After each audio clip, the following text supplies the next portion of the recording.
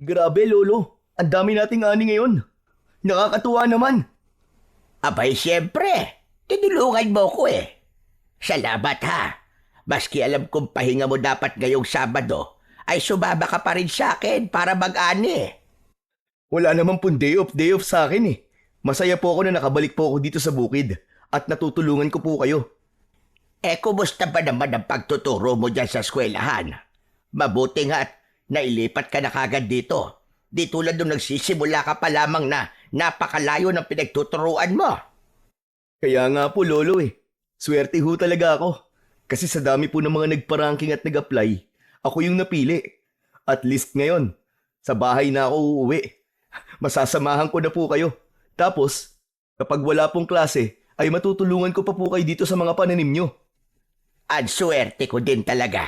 At ikaw ang naging apo ko. Nako, naging senti ka na naman, Lolo ah. Hindi ah. Pero alam mo ba na bilib ako sa iyo, apo, kaninang tinitignan kitang namimitas ng mga ani. Bakit naman po, Lolo? Malaki na pala talaga ang pinagbago mo, apo. Ang sipag mo na.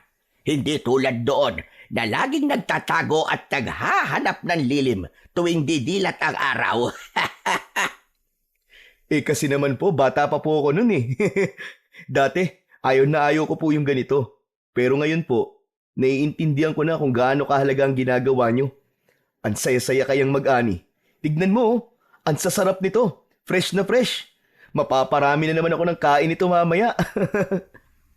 Yan na naman tayo sa mapapalakas ang kain. Bantayan mo yung katawan mo, apo. Nako, sinasabi ko sa iyo. Lolobo kan talaga. Lolo naman eh. Ito na naman katawan ko ang nakita nyo.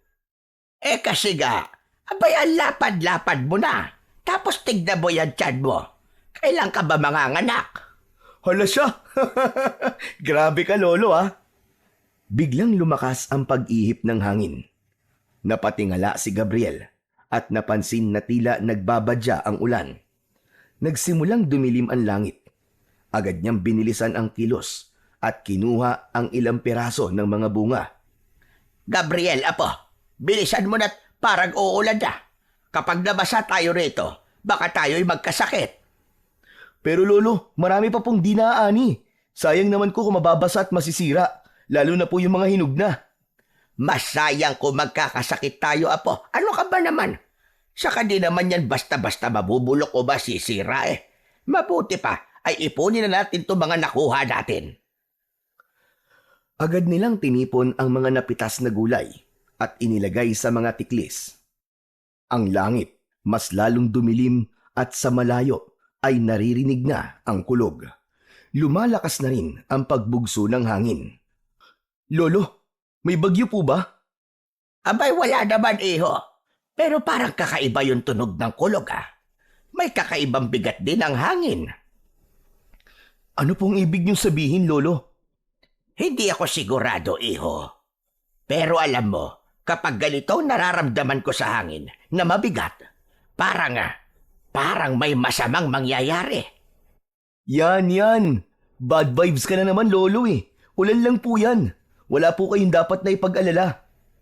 Kaya meron o wala, ibig ko lang naman sabihin ay halika na at baka abutan tayo ng malakas na ulan.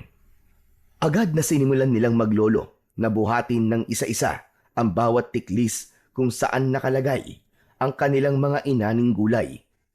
Isinakay nila ito sa kariton. Saglit na napatigil ang binata nang makita niyang hindi pa rin talaga magpapatalo ang kanyang lolo sa palakasan ng resistensya at pangangatawan. Dahil sa kabila ng edad nitong 75 taon, ay kayang-kaya pa rin niya ang mga gawain sa bukid. Si Lolo Andres ay bihasang magsasaka at ang pangunahing kabuhayan niya mula noon pang kabataan niya ay ang pagbubungkal at pagtatanim ng mga gulay sa kanyang bukid. Kung ang mga matatanda sa kanilang baryo ay nagsipagretiro na, siya ay hindi pa rin nakukupasan ng lakas at kasanayan niya sa pagsasaka. Masipag, matyaga, at hindi pa rin siya madaling mapagod. Halos hindi nga nito indahin ang init ng araw. Kumbaga nga, ay malakas pa ito sa kalabaw. Bukod sa pagiging magsasaka, kilala rin siya bilang isang albularyo sa kanilang baryo. Pinaniniwalaan ng mga tao na siya ay may taglay na mutya o ng agimat na siyang nagbibigay sa kanya ng kakaibang sigla at proteksyon laban sa anumang klase ng sakit. Sikat siyang albularyo dahil marami na siyang napapagaling na mga may sakit. Para kay Lolo Andres, hanggat kaya pa ng kanyang katawan, patuloy siyang magsasaka at magpapagaling ng may sakit dahil ito ang buhay na kanyang kinagisnan at minahal. Samantala, habang patuloy silang nagmamadaling mag-ayos ng mga ani, mas lalong lumakas naman ang ihip ng hangin. Naging mabagsik at halos bumayo na parang isang paparating na bagyo. Napilitang huminto ang dalawa sandali upang takpan ang kanilang mga mata mula sa alikabok at dahong nilipad ng malakas na hangin. Nang medyo kumalma, ay agad nilang itinali ang mga tiklis sa kariton. Nako, kailangan na po natin bilisan, Lolo. Mukhang babagsak na po talaga ang ulan. Heto na, sige na. Bilisan na natin at baka mamaya maabutan pa tayo ng pagbaha sa palayan. Biglang gumuhit ang malakas na kidlat sa kalangitan, kasabay ang malakas na dagundong ng kulog. Agad na napahinto ang dalawa, kapwa na tulala sa kanilang nakita. Ang liwanag ng kidlat ay mabilis pero nakapagbigay ng kakaibang liwanag sa madilim na kapaligiran. Ngunit ang mas nakaagaw ng pansin ay ang punong bigla na lamang nagliyab. Lolo, nakita niyo po ba yun? Tinamaan po ng kidlat yung puno. Oo nga Pero teka, mukhang may kakaiba sa punong yun Tingnan mo, nagliliyab siya pero hindi naman nasusunog. Oo nga Posible po ba yun? Nangyayari po ba talaga yun, Lolo? Abay, anong akala mo? Palabas lang yan nakikita mo. Ang asul na apoy, tanda na may makapangyarihang mutya sa lugar na yan. Ano po? Mutya? Ano pong ibig niyong sabihin, Lolo? May agimat po sa loob ng puno, ganun po ba? Oo, iho. Sa tagal ko nang nag-aalbularyo, bihira ako makakita ng ganito. Ang asul na apoy ay palatandaan ng isang mutyang nilikha ng kalikasan. Isang bagay na hindi basta-basta nakikita ng tao. Hala, ano kayang mutyang nariyan, Lolo? Tignan natin, iho.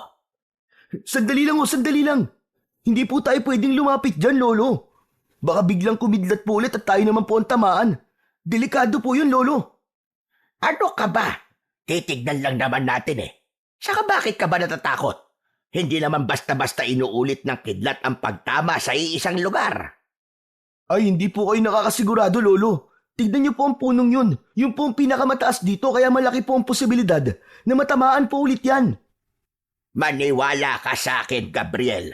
Hindi na yan uulit. Ang kulit mo naman Tara na, tignan natin at baka nga totoo ang kutob kong pinagkalooban tayo ng mutya. Lolo naman ang dami-dami mo na nga mutya Tapos, di mo naman nagagamit lahat ng yun. Sinong may sabi sa iyong hindi ko nagagamit? Saka hindi pa naman natin sigurado kung para sa akin nga yun. Baka sa'yo yun, iho. Lolo, mabuti pa po siguro umuwi na tayo. Baka mamaya po hindi lang kidlat at kulog ang itodo niyan. Mamaya ulan na. Maswerte nga po tayo at di pa bumubuhos ang ulan. Papatak-patak pa lang. Hindi ka ba naniniwalang may mutya sa puno? Lolo naman Sinasabi ko na nga ba Alam mo, may mga mutya talaga na isinisilang mula sa iba't ibang elemento. Meron sa tubig, lupa, hangin at apoy. Ang yang nandyan sa puno na yan, sigurado ko na yan ang mutya ng buntot ng kidlat. Ano ho? Buntot ng kidlat? Huwag nating sayangin kasi yan ang isa sa pinakamakapangyarihang uri ng mutya na kayang pumatay ng kahit na anong klase ng nilalang mula sa dilim. Mga aswang, maligno o maging sa mga engkanto na may masamang hangarin. Ay, Lolo Andres, paano ba to? Sige na nga po, tara, tignan na natin. Sa mismong gitna ng biyak ng puno, unti-unti nilang nakita ang isang kakaibang bagay.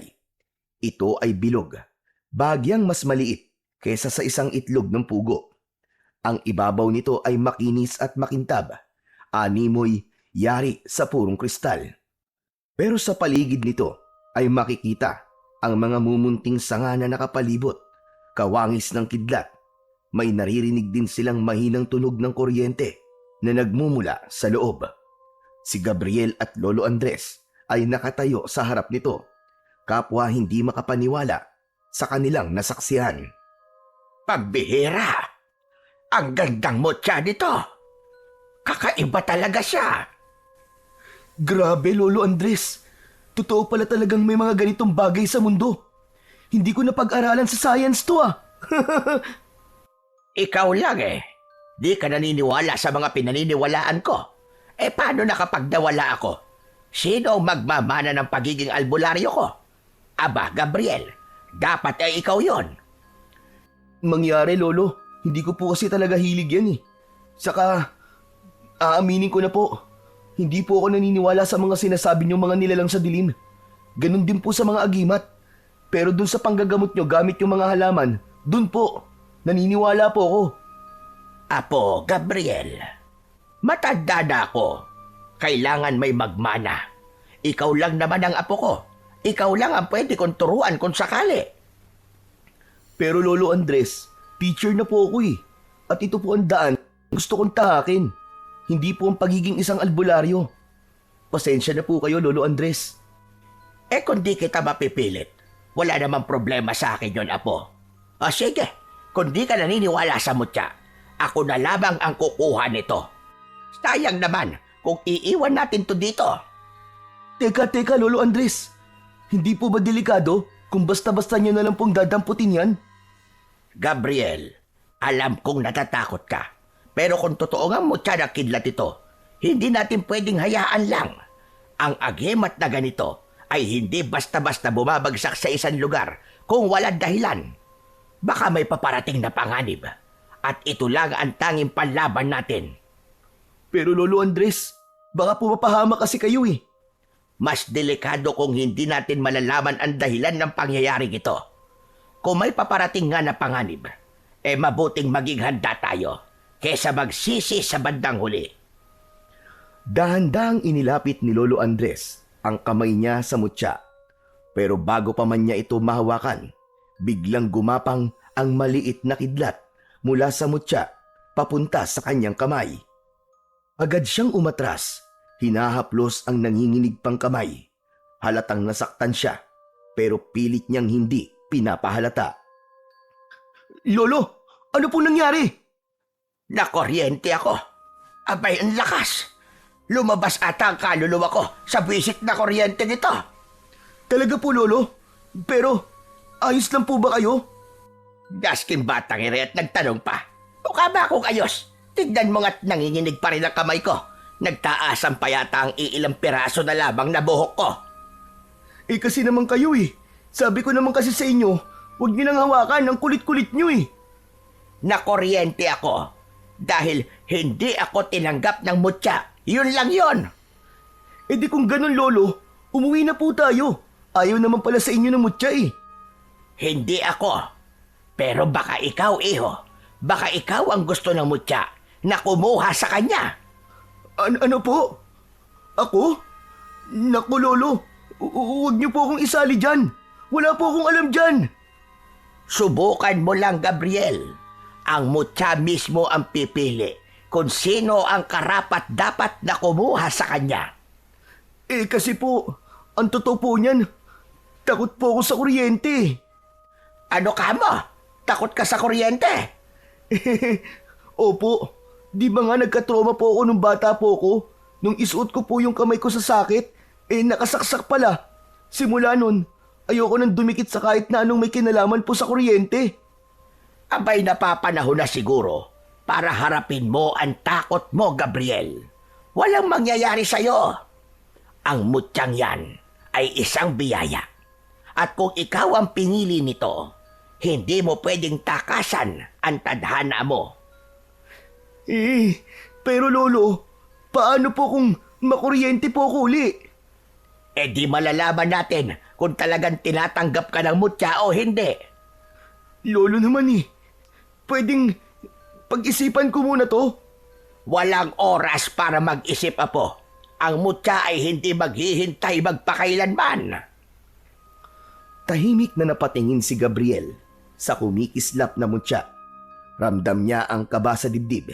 Kaya naman, pikit mata na lamang niya itong dinampot. Wala siyang naramdamang kuryente ng sandaling mahawakan niya ito. Dahan-dahan niyang idinilat ang kanyang mga mata at halos mapatalon siya nang makita niyang sobrang lapit na ng mukha ng kanyang lolo Andres. Nakangisi ang matanda. Halos abot sa tenga ang tuwa. Hey! Lolo naman eh! Huwag niyo naman po akong gulatin ng ganun! Hahahay! O ano? May kuryente o wala? Wala po. Tama ako, di ba? Ikaw nga ang nakatakdang humawak sa mutyang yan. Bakit naman po ako? Eh hindi naman ako ang tingero o albularyo na tulad nyo. Hindi rin ako mandirigma o sundalo. Isa lang akong simpleng tao. Hoy, hoy, hoy! Tandaan mo, hindi lang yung marunong lumaban ang maaaring maging mandirigma. Dahil ang tunay na mandirigma ay yung may tapang at puso para ipagtanggol ang kanyang bayan. Tinignan ni Gabriel ang mutya sa kanyang palad. Patuloy itong kumikislap, nagliliyab sa malamlam, ngunit makapangyarihang bughaw na liwanag. Lolo Andres, ano pong gagawin ko ngayon? Una sa lahat, itago mo muna yan, iho. Huwag mong ipapakita kahit na kanino. Sa tamang panahon, malalaman mo kung paano gamitin ang kapangyarihan niyan. Matapos ang kakaibang pangyayari na naganap sa gitna ng bukid, nagdesisyon na ang maglolo na umuwi na. Maingat na isinilid ni Gabriel ang mutya sa kanyang bulsa. Tahimik lang ang binata. Ilang beses niyang tinatanong ang kanyang sarili kung bakit anong meron at siya ang pinili ng mutya, gayong ang lolo niya ang totoong albularyo. At sa palagay ng lolo niya na siya ang karapat-dapat na magbayari ng mutya. Si Gabriel ay isang guro sa elementarya sa kanilang baryo. Simula pa lang ay malinaw na sa kanya ang landas na nais niyang tahakin, ang magturo, magbigay ng kaalaman at tumulong sa paghubog ng mga kabataan. Bata pa lang siya, nakita na niya kung paanong ginagamot ng kanyang lolo Andres ang mga may sakit sa kanilang baryo. Maraming humahanga sa kakayahan ng matanda, ngunit may ilan ding hindi naniniwala at tinatawag siyang matandang baliw. Lumaki siya na saksi sa hirap at naging sakripisyo ng kanyang lolo, yung tipong halos wala na itong pahinga. Ginagawa ang kanyang responsibilidad nang walang pinipiling oras, araw man o gabi, at hindi rin ito naniningil. Dahil dito, pinili niyang lumayo sa landas na ito. Mas ginusto niya ang mag-aral at makatapos bilang isang teacher. Isang propesyong mas may malinaw na sakop at hangganan. Ang pagtuturo ay may mga estratehiyang sinusunod, may mga libro, at may kasagutan ang lahat ng bagay. Samantalang sa mga albularyo, puro misteryo, kababalaghan, paniniwala at responsibilidad na walang katapusan na hindi talaga niya kayang akuin. Pero ngayong hawak niya ang mutya, tila unti-unting gumuguho ang itinakda niyang direksyon sa kanyang buhay. Sa tabi niya, si Lolo Andres ay tahimik lamang na nakangiti at panay ang tingin sa kanyang apo. Samantala, habang pauwi ang maglolo, madadaanan nila ang isang makitid at madamong daanan. Dahil papagabi na, tahimik na ang paligid sa lugar na yon. Wala ning isang huni ng kuliglig o ng mga ibon. Paglingon ni Gabriel, nakita niya ang kinatatakutang lumang kubo sa kanilang baryo. Giba-giba na ang bubong nito. Parang tinangay na ng bagyo ang kalahati. Ang mga dingding ay puno na ng mga umaakyat na baging at lumot. May mga tuyong dahon, buto ng hayop, at mga basag na bote sa paligid. Napahinto ang kalabaw na humihila sa kanilang kariton. Lolo Andres, tignan niyo po oh. Yan ang bahay ni Tandang Silva. Napalunok si Gabriel. Alam niya ang pangalang yon. Si Tandang Silva, ang kilalang mabangis na mangkukulam. Marami ng kwento ang kumakalat tungkol sa kanya. May mga nawawalang bata na huling nakita malapit sa kanyang kubo. May mga magsasakaring nagsasabing madalas silang makarinig ng mga nakakakilabot na ritual at minsan pa nga ay nakakakita pa sila ng tila isang anino na nakalutang sa lupa, parang bantay sa nasabing bahay. Isang matandang lalaki raw ang madalas makita roon. Payat, kuba at may mahahabang daliri na tila laging may hinahagilap sa dilim. Kapag dumaan ka sa kanyang kubo pagsapit ng dapit hapon, mararamdaman mong may matang nakatitig sa'yo mula sa bitak-bitak na dingding nito. May mga nagsasabi rin na ang sino man daw na magtagal sa paligid ng bahay ay makakarinig ng bulong, mga salitang hindi nila maintindihan pero sapat na upang tumayo ang kanilang balahibo. May ilang sumubok na sumilip sa loob ng kubo pero wala ni isa sa kanila ang nakapagbigay ng malinaw na paglalarawan kung ano ang nakita nila sa loob nun. Isa sa kanila ang natagpo ang nanginginig sa takot kinabukasan. Hindi nagsalita kahit kailan. Ang ilan na may basta na lamang naglaho. Siniko na siya ni Lolo Andres. Bilisan na natin! Huwag kang lilingon! Sa halip na sumunod, muling napatingin si Gabriel sa kubo. Hindi niya alam kung imahinasyon lang niya, pero may mga matang nakasilip sa butas ng dingding. Mabilis siyang napalingon sa kanyang lolo. Lolo Andres, may nakatingin po sa atin. Alam ko yon, iho. Huwag mo nang pansinin. Muling naglakad ang kalabaw at kasabay nito, naramdaman ni Gabriel ang malamig na simoy ng hangin na tila bumalot sa kanyang katawan. Ngunit habang unti-unti silang lumalayo, biglang bumukas ang bintana ng kubo nang walang anumang dahilan. Sa sandaling yon, isang nakapangingilabot na boses ang narinig nila mula sa loob. Malalim, basag, at tila nagmumula sa kailaliman ng lupa. Loy ka lang! Huwag ka magpapakita ng takot! Elo, sino po ba kasi yun? Di ba, matagal naman nang walang matanda dyan? Totoo ba yung mga sabi-sabi tungkol po sa bahay na yan? Tumahimik ka! Huwag kang maingay! Andres! Napahinto si Gabriel. Para siyang nabuhusan ng malamig na tubig dahil sa narinig. Malinaw yun. Parang may tumatawag sa pangalan ng kanyang lolo. Mabilis siyang napalingon sa kubo. Ngunit wala naman siyang makitang tao. Wala maski anong galaw sa loob. Wala ring anino o bakas ng kung sino mang naroon. Nagpatuloy sila sa paglalakad. Pilit niyang kinalma ang kanyang sarili. Pero sa huli niyang paglingon doon, nakita niya ang isang matanda. Nakatayo ito sa may bakuran. May hawak na tungkod. Gulo-gulo ang kanyang mahabang buhok na kulay puti.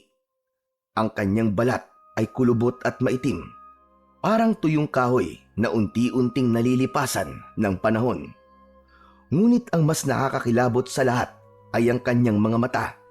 Hindi matukoy ng binata kung dilat ba ito o nakapikit. Pero alam niyang nakatingin yon ng direkta sa kanya. Maya-maya pa ay nakita niyang bumuka ang bibig nito at umusal ng isang dasal. Bigla niyang naramdaman ang paghila sa kanyang braso. Tumingin ka sa daan, iho. Huwag ka nang lumingon dyan sa likod. Lolo, siya po ba si Tandang Silva? Hindi agad sumagot ang matanda. Ilang saglit nang tuluyang makalayo sila matapos ang ilang metro. Doon lamang siya nagsalita. Hindi ko alam na nakabalik na pala siya.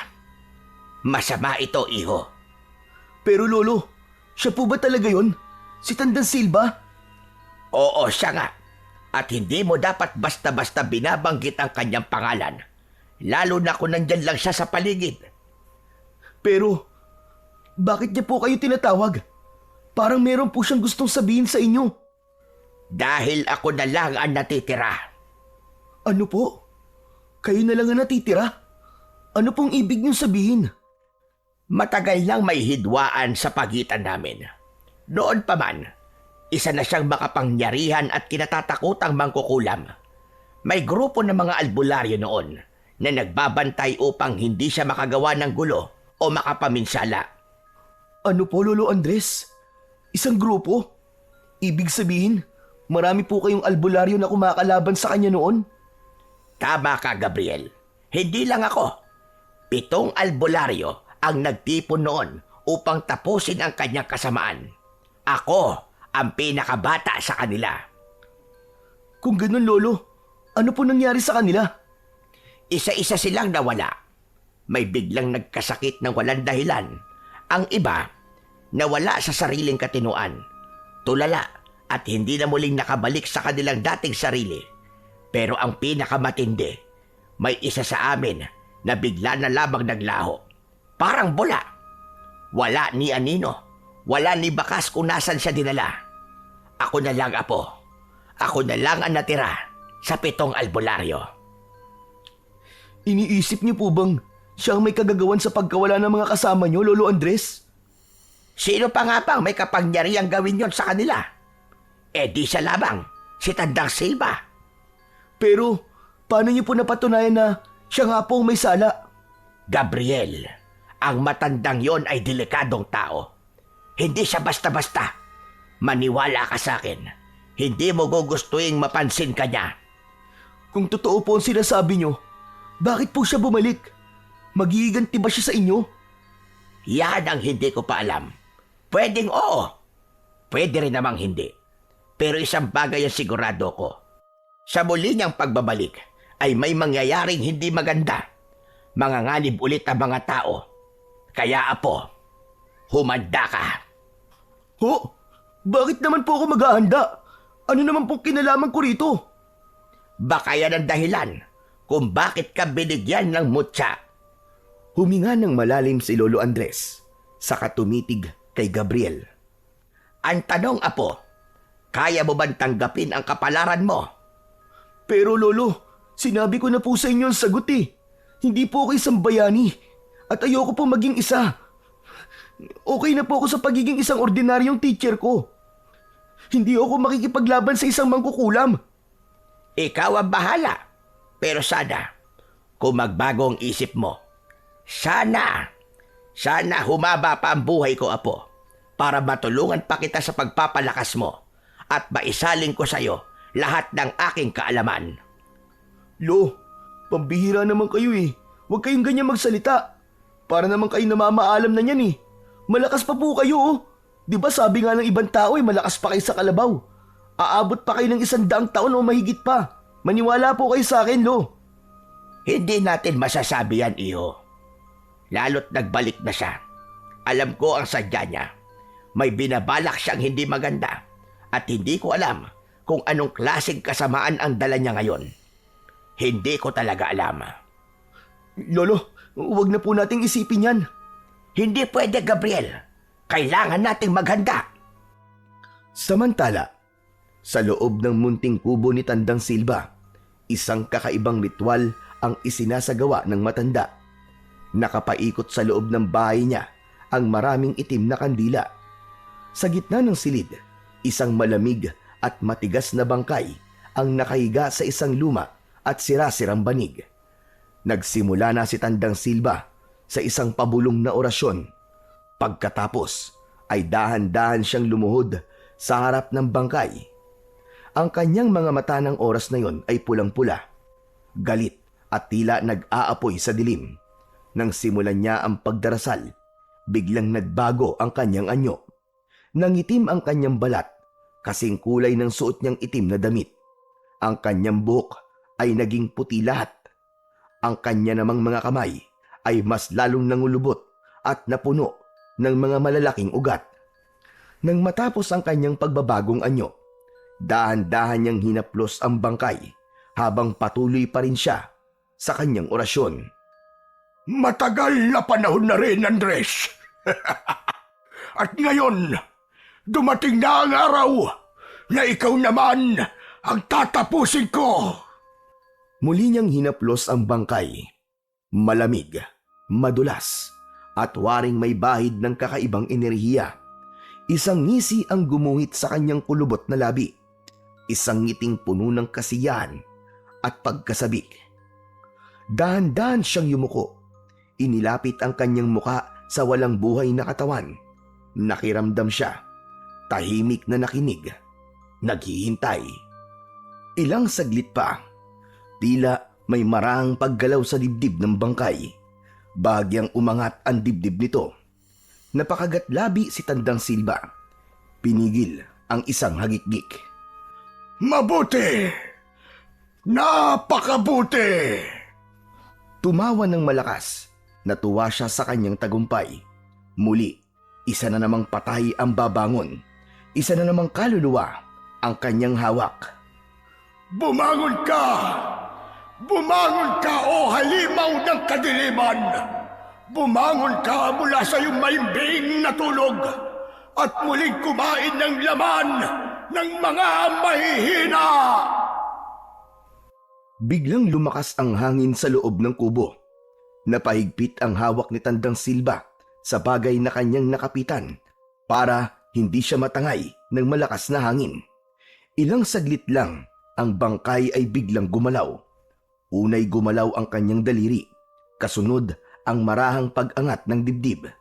Nagsimula itong kumilos at unti-unting nagkaroon ng buhay. Parang isang bagong nilalang na hinugot mula sa impyerno. Sa tuwa ng matanda, muli niyang itinaas ang kanyang mga kamay at mas matinding orasyon ang kanyang binigkas. Sige! Bumangon ka! Isa kang dungganon! Isang nilikha mula sa sumpa! Ang nilalang na kanyang nilikha mula sa itim na mahika ay isang aswang na dungganon, isang klase ng halimaw na di tinatablan ng dasal. Hindi nasasaktan sa anting-anting o sa kahit na ano pang mga agimat. Ang sino mang magtatangkang lumaban dito gamit ang karaniwang pangontra sa mga aswang ay tiyak na mabibigo. Si Tandang Silba, siya lang ang may kakayahang palakasin ito at siya rin ang makakapigil dito. Ngunit wala siyang balak na gawin yon. Hinila niya ang isang maliit na bote mula sa kanyang lamesa. Ito ay puno ng dugo. Dugo ng isang batang inosente na ginamit bilang sakripisyo. Ipinainom niya ito sa aswang at hinayaang sipsipin ito ang pulang likido.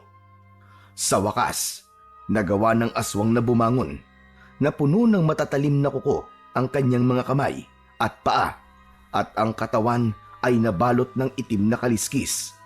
Nakabuka ang kanyang bibig at lumabas ang dila na mahaba at matalim. Ang katawan nito'y mahaba at matipuno. May malapaniki itong pakpak. Napahiyaw ang halimaw at lumikha ng isang nakapangingilabot na tunog, at pagkatapos ay lumipad palayo ang bagong likhang dungganon. Namatay ang mga kandila sa loob ng kubo. Nabalot ng dilim. Ngumiti ang matanda. Sa wakas, magagawa ko ng lahat ng gusto ko sa baryong ito. Humanda kayong lahat. Lalo ka na, Andres. Lalo ka na. At sa pagkakataong ito, ako ang mananalo.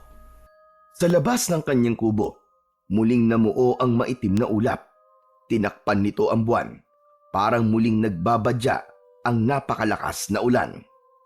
Samantala, sa loob naman ng bahay ng maglolo, hindi mapakali ang matanda. Paulit-ulit siyang tumatanaw sa bintana. Naramdaman niya ang kakaibang haplos ng hangin. Mainit yon at mabigat. Lolo, bakit parang kinakabahan po yata kayo? Gabriel, nararamdaman ko may masamang nilalang na bumangon ngayong gabi. Ano po? Ano pong bumangon? Hindi ko alam. Hindi ko alam kung ano.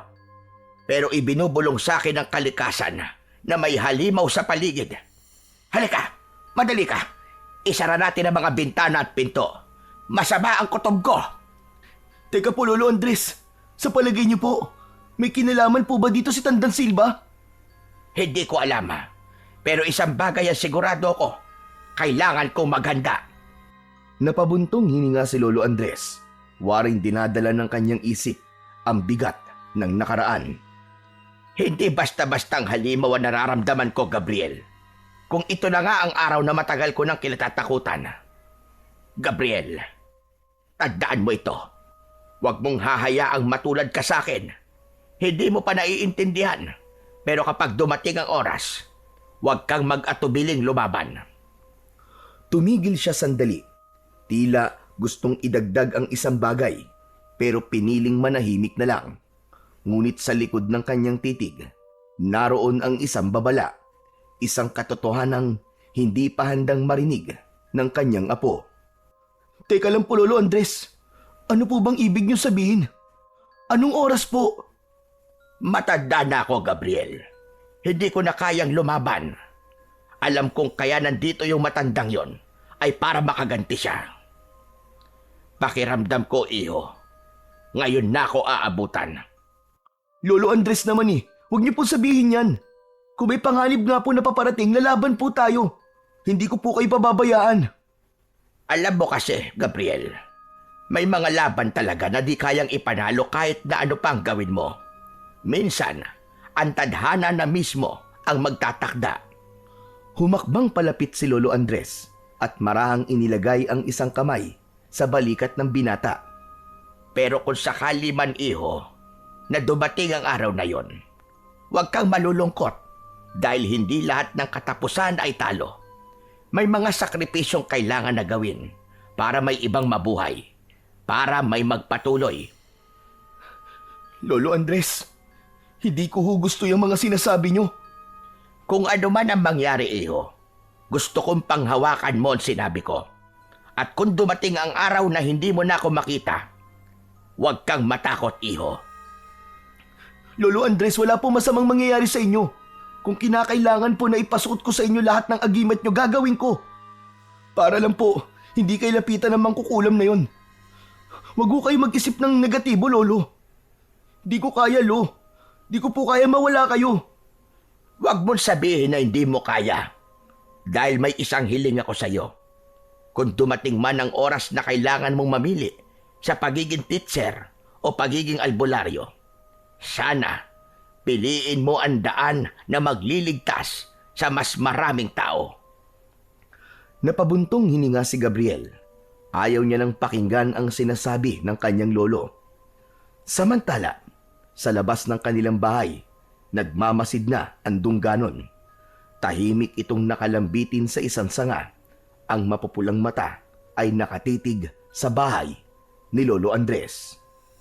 Malamig ang gabi. Walang buwan. Tanging may hinang ilaw lang ng mga poste ang nagbibigay liwanag sa madilim na lansangan. May dumaang isang lalaki. Ang atensyon ng aswang ay agad na nabaling dito. Naging mabilis ang paghinga ng nilalang. Gutom na gutom ito. Parang matagal nang di nakakatikim ng masarap na hapunan. Tinitigan niya ang kanyang magiging biktima. Nagpatuloy sa paglalakad ang lalaki at walang kamalay-malay sa panganib na nakasunod sa kanya. Ang paligid ay tila sumabay sa katahimikan ng gabi. Walang kuliglig, walang kaluskos ng dahon, walang kahit na anong ingay. Isang nakakapanindig balahibong katahimikan. Dahan-dahang lumipad ang dungganon mula sa sanga. Napakabilis nitong gumalaw, pero halos hindi naririnig ang pagaspas ng malalapad nitong mga pakpak. Para lang itong inilulutang ng hangin. May malamig na bagay ang biglang dumampi sa batok ng lalaki. Napahinto siya, napatingin sa paligid. Wala siyang nakita, pero bigla siyang kinabahan. Bumilis ang tibok ng kanyang puso. Binilisan niya ang kanyang mga hakbang, pero bago siya tuluyang makalayo, isang malakas na ungol ang kanyang narinig na galing sa itaas. Agad siyang napatingala at sa isang iglap, isang mahabang kamay na may matutulis na kuko ang agad na sumunggab sa kanyang balikat at inilipad siya paitaas. Malakas ang kanyang naging sigaw, pero agad ding naputol nang maramdaman niya ang isang madulas at malamig na dila ng nilalang na dumampi sa kanyang leeg. Ang kasunod nito ay bigla siyang kinagat sa leeg at sumubsob ang muka ng aswang sa leeg nito. Sinipsip ang kanyang dugo. Napakislot siya sa sakit. Pilit niyang itinutulak ang nilalang pero hindi niya kaya, lalo pat nasa itaas sila. Alam niyang kamatayan din ang kahahantungan niya sa oras na mabitiwan siya ng aswang. Nagsimula siyang manlambot, unti-unting naubusan ng lakas habang ang dugo niya ay patuloy na dumadaloy papunta sa bibig ng aswang. Hindi nagtagal, bumagsak ang kanyang katawan sa kalsada. Nanghihina, nanginginig. Bumaba ang aswang. Nakatayo ito sa tabi niya habang pinapahid ang dugo ang pangil nito gamit ang dila. Tumingala ito sa langit at muli itong lumipad patungo sa kung saan. Unang putok pa lang ng araw, ngunit isang nakakakilabot na balita na kagad ang gumimbal sa buong baryo. Sa gitna ng kalsada sa malamig at basang simento, nakita nila ang isang nakabulagtang lalaki. Maputlang maputla ang kanyang balat. Ang kanyang mga mata ay nakadilat at parang takot na takot. Ngunit ang nagbigay ng kilabot sa mga tao ay ang nakita nilang dalawang malalalim na sugat sa leeg ng lalaki. Parang ginilitan ng matatalim na pangil. Ayon sa usap-usapan ng mga residente, ang sugat na yon ay hindi gawa ng isang hayop dahil malinis pero brutal. Wala ning isang patak na dugo ang kumalat sa paligid. Ang mga babae at matatanda ay walang magawa kundi antakpan ang kanilang mga bibig nang makita ang bangkay. Iisa ang kanilang sinasabi. Isang aswang ang may gawa sa karumal-dumal na pagpatay sa lalaki. Sa gitna ng kaguluhan, si Gabriel ay papunta noon sa paaralan nang napansin niya ang nagkukumpulang mga tao. Habang papalapit siya, isang pamilyar na figura ang kanyang nakilala. Si Boy, isang 10 taong gulang na estudyante niya.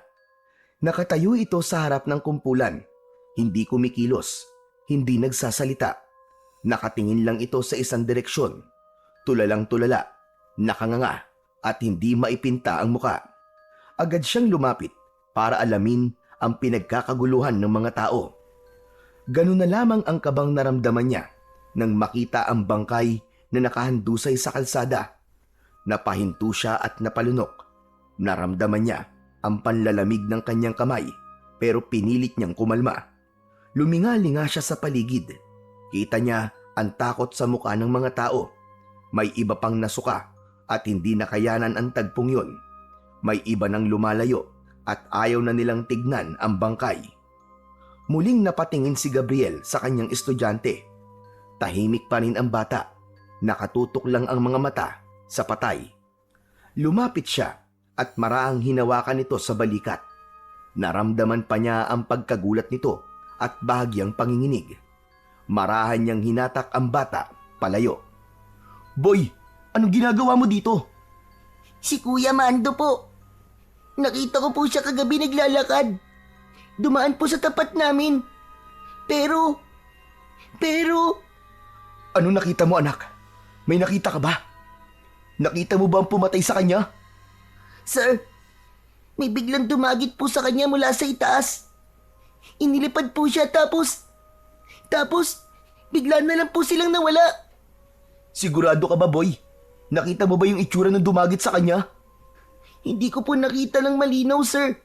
Pero ang laki po niya. May pakpak po. Para po siyang isang malaking ibon. Pero hindi po siya ibon, sir. "Boy, may narinig ka bang tunog? Sigaw o kaya ungol?" Opo, sir. Sumigaw po si Kuya Mando, sobrang lakas po. Pero parang naputol po yung sigaw niya bigla eh. Tapos, narinig ko po yung pagaspas ng pakpak. Ang bilis po, sir. Pagtingin ko po uli, wala na po sila. "Boy, may pinagsabihan ka na ba nito?" Wala pa po. Kayo pa lang po, sir. Natatakot po ako eh. Baka malaman po nila na nakita ko po yung pumatay sa kanya. Baka balikan po ako ng halimaw. Ano ka mo, boy? Halimaw? Totoo po yung sinasabi ng mga tao.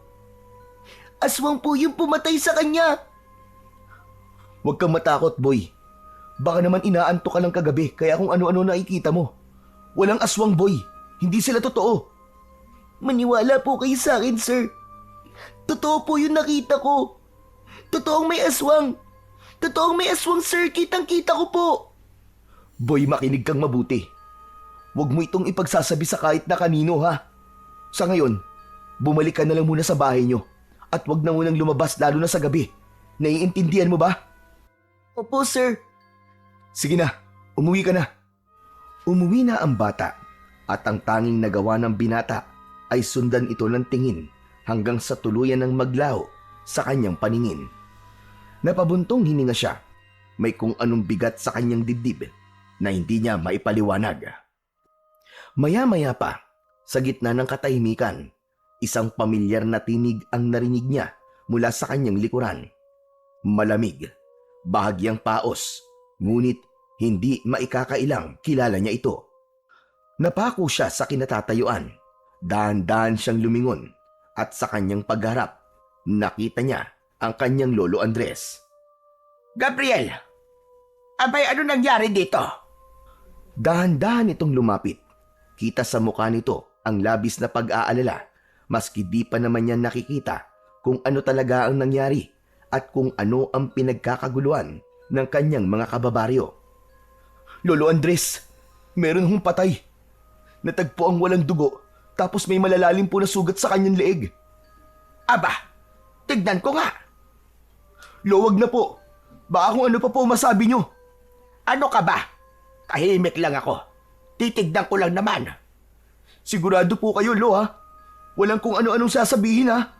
Ayoko po mas lalong matakot ang mga tao. Nakikiusap po ako sa inyo, Lo. Iwasan po nating lumala ang gulo rito. Oo na. Aba, tinatalakan mo pa ako eh. Sinuri ng matanda ang bangkay sa kalsada, habang ang ibang tao naman ay patuloy sa pag-uusap at bulong-bulungan. Hindi na ako nagtataka. Alam ko nang mangyayari ito. Ano ba, Lo? Sinabi ko na po sa inyo eh. Dahan-dahan lang po ang pagsasalita. Biglang nilingon niya ang apo na noon ay nakakunot ang noo at tila hindi makapaniwala na hindi sinunod ng matanda ang kanilang napag-usapan. Agad na nagtanong ang tao sa matanda kung ano sa tingin niya ang may kagagawan nun. Hindi na malaman ng matanda kung paano tatanggihan ang tanong na yon ng mga tao. Hindi ko alam kung maniniwala kayo sa akin. Pero kahapon nakita ko si Tandang Silva. Nakabalik na siya dito sa atin. Agad na nagpalitan ng pag-aalala ang mukha ng mga taong nakarinig sa sinabi ni Lolo Andres.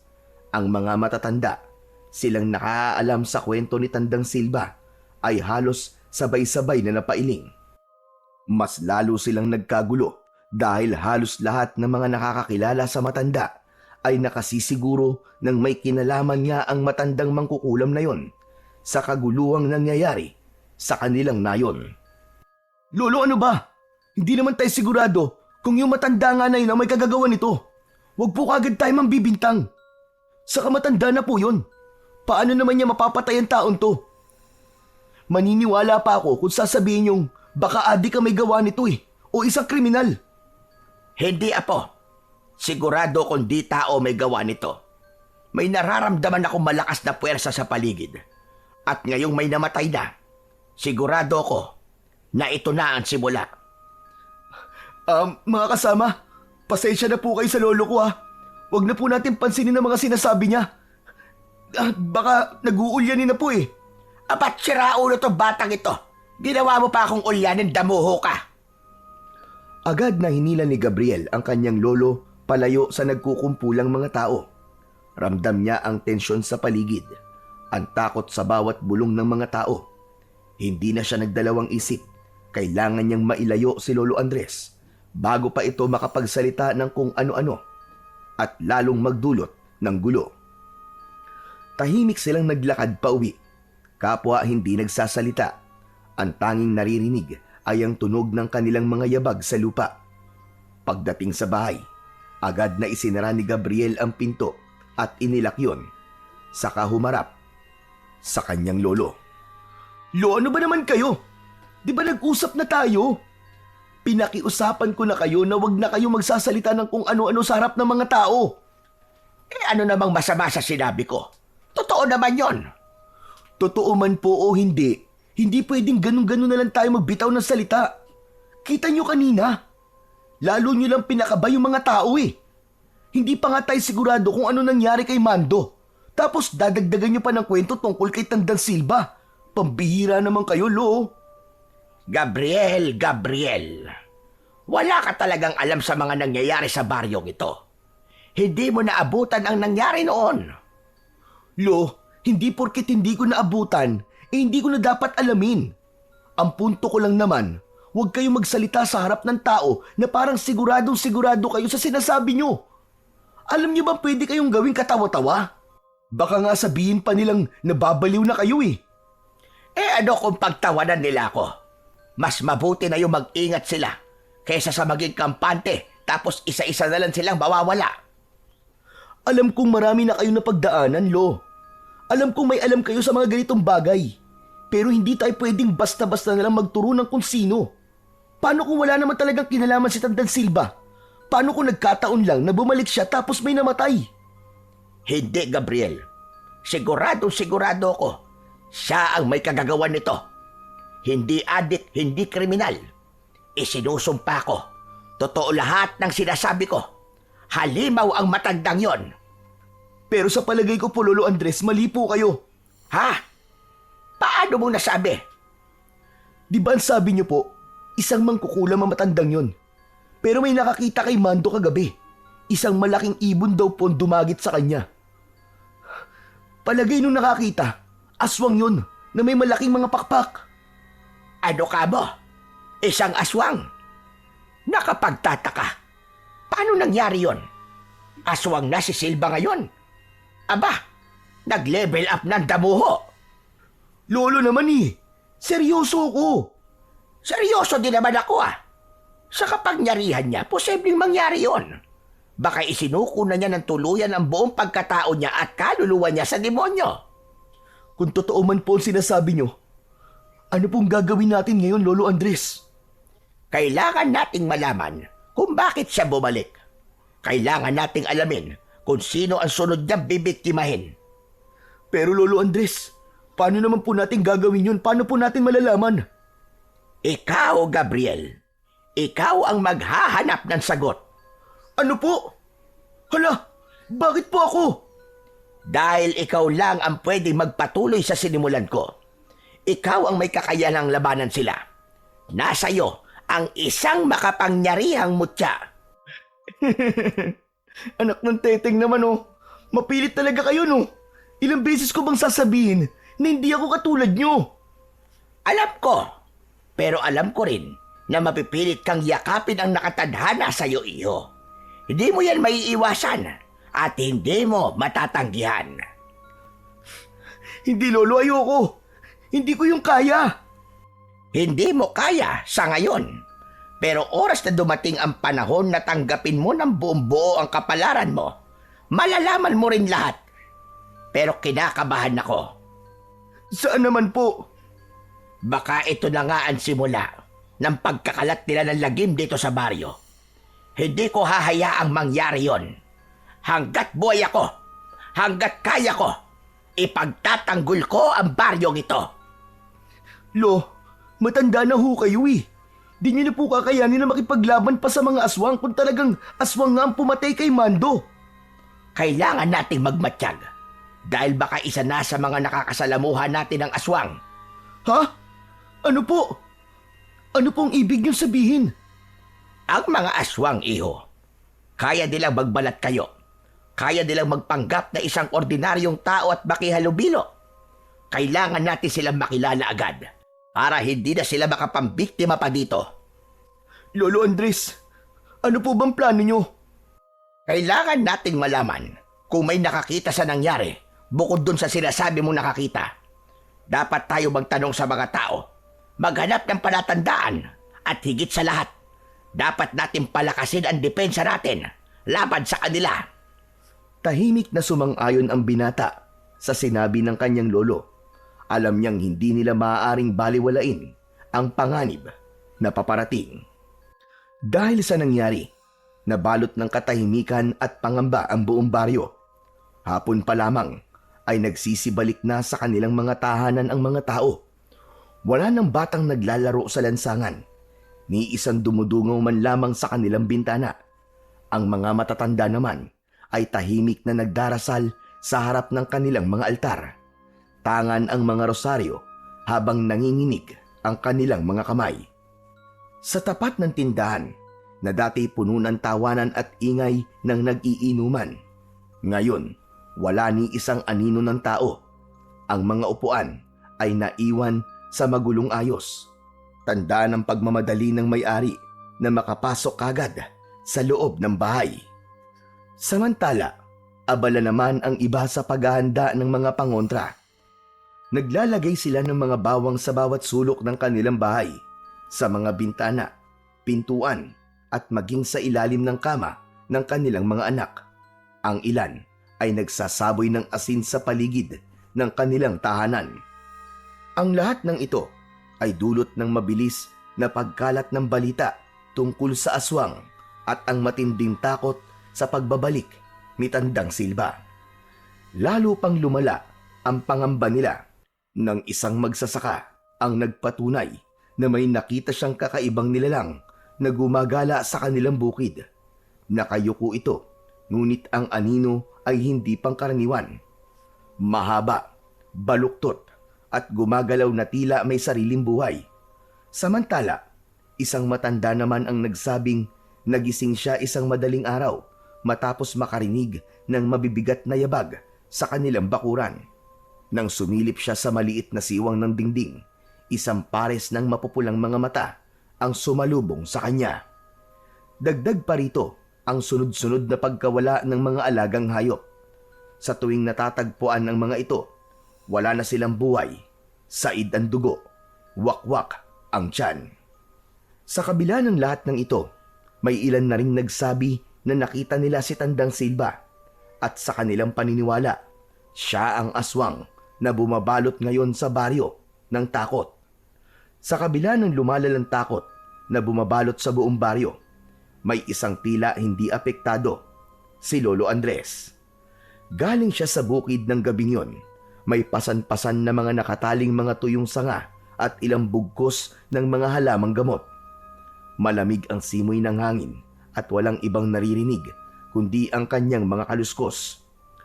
Habang naglalakad siya pauwi, bigla siyang natigilan nang maramdaman na parang may sumusunod sa kanya. Sa gilid ng kanyang mga mata, nakita niyang may anino sa likuran niya. Ngunit kapag sinusubukan niyang lumingon, wala naman siyang nakikita.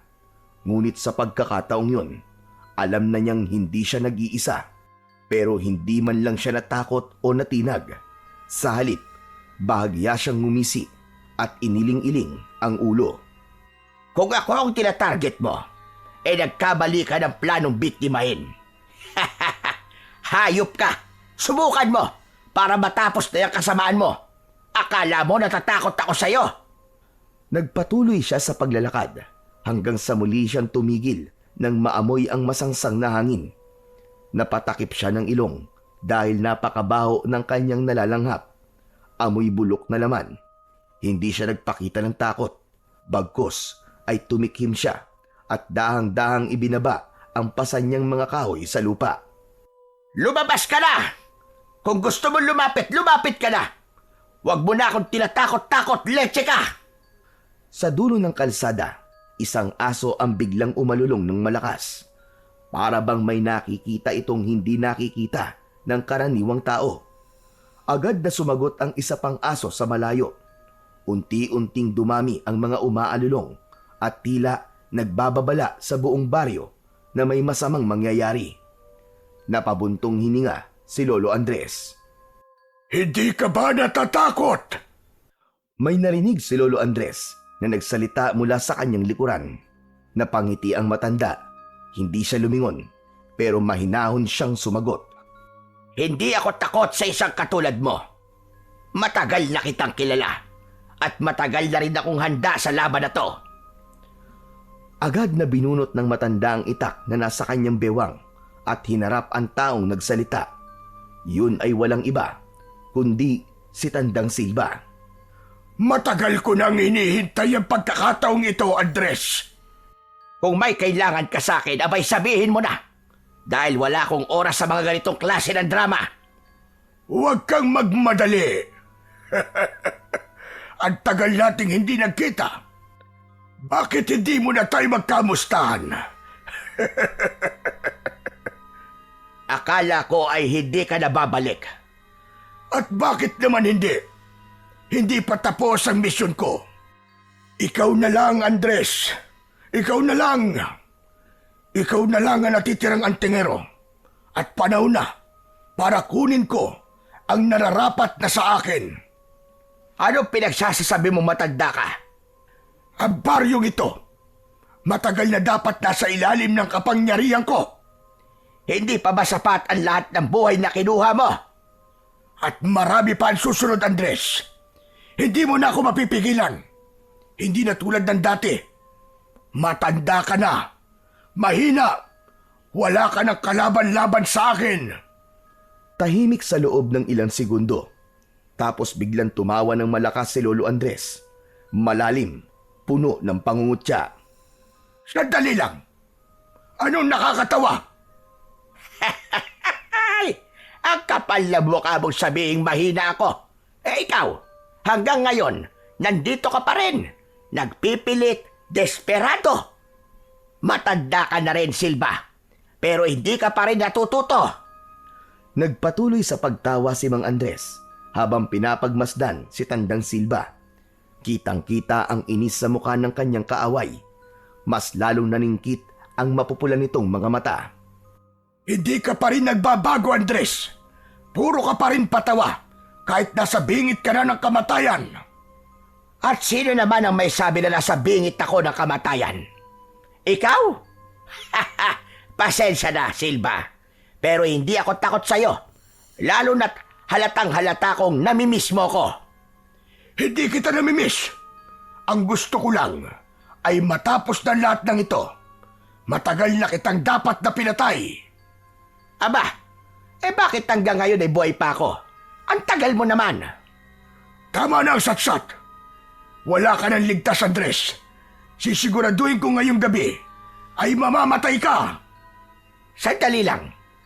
Bago mo ako patayin, baka gusto mo ng gamot na pampakalma.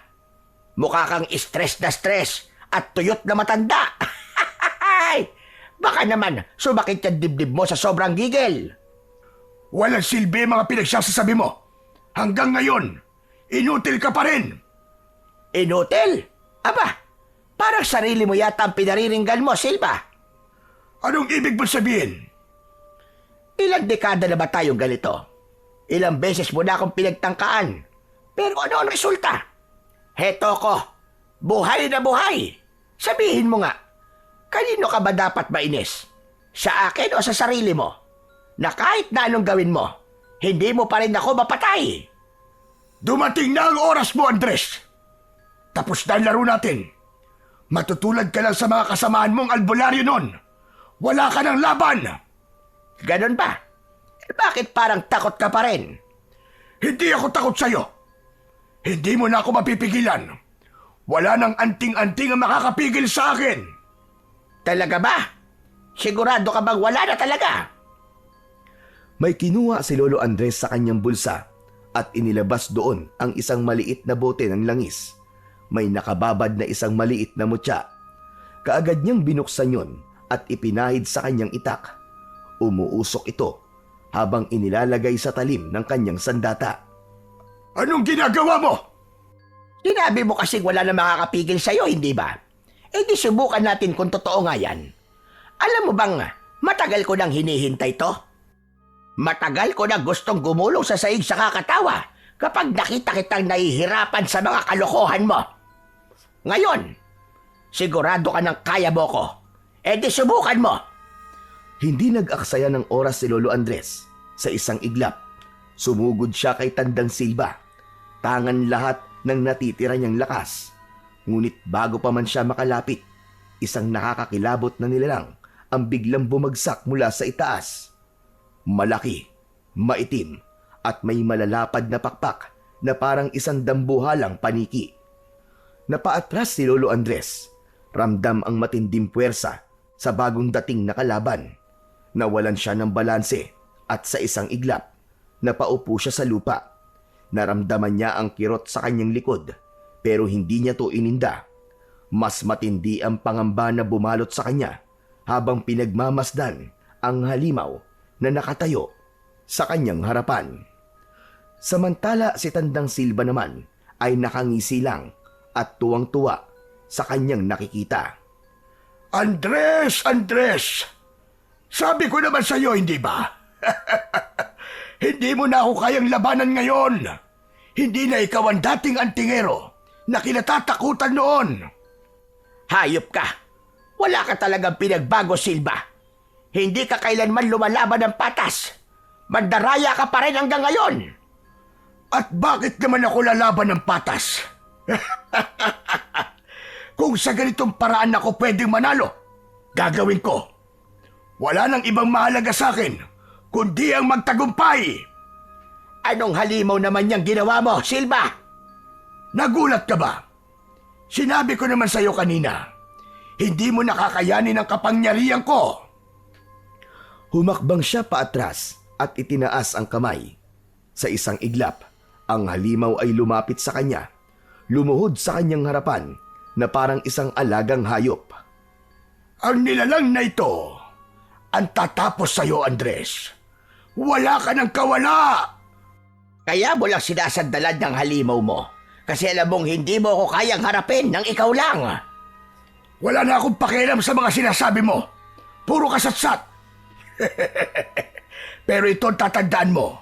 Ngayong gabi, Andres, magiging kwento ka na lang sa baryo na to.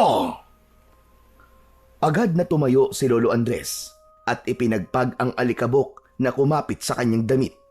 Pagkaraan ay ngumisi. Wala ka talagang kadala-dala kahit kailan. At sino naman ang nagsabi sa'yo na kayang-kaya akong patayin yan? Marami na ako napatay na mga aswang. At yan pa bang ipagmamalaki mo? Isang orasyon lang yan. Patay na sa akin yan. Tumingala si Lolo Andres. Ipinikit ang kanyang mga mata at sinimulang bigkasin ang isang orasyon. Ang kanyang boses ay umaalingaw-ngaw sa paligid. Tila may bumabang enerhiya mula sa langit. Biglang lumakas ang hangin. Umiikot sa paligid nila. Tignan natin ngayon kung sino ang mauuna sa hukay. Itinaas ni Lolo Andres ang kanyang kanang kamay, kasabay ng muling pagbibigkas ng orasyon. Ngunit di pa man niya natatapos ang orasyon, biglang sumugod ang aswang. Sumisirit ang laway mula sa bibig nito habang nakanganga. Mabilis ang kilos ng matanda. Umilag siya at mabilis na iwinasiwas ang kanyang itak. Tumama ito sa balikat ng halimaw pero parang hindi man lang ito nasaktan. Sa halip, napangisi lang ito at inihampas ang napakalaking kamay. Tumama ito sa katawan ni Lolo Andres at tumilapon siya sa lupa. Agad na napatingin ang matanda sa hawak niyang itak. Nasira ang talim nito. Nagkaroon ng lamat. Dinuraan niya lang ang lupa at muling tumayo. Hawak ang kanyang itak.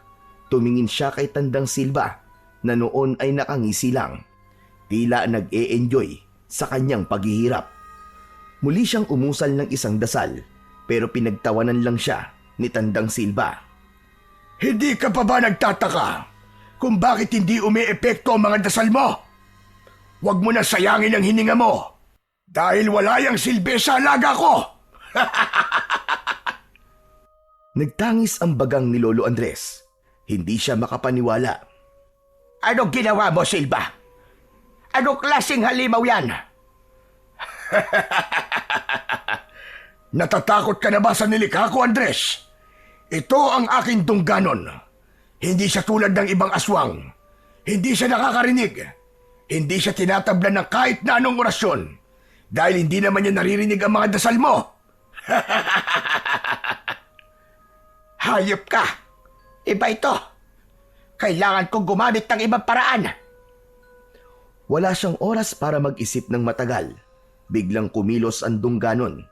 Isang mabilis na paggalaw na halos hindi niya nakita. Tumalon ito papunta sa kanya. Ang mahahabang kuko'y nakatutok na sa kanyang lalamunan. At sa isang iglap, napilitang gumulong si Lolo Andres sa lupa. Ngunit bahagyang nagasgasan ang kanyang braso sa matatalas na kuko ng halimaw.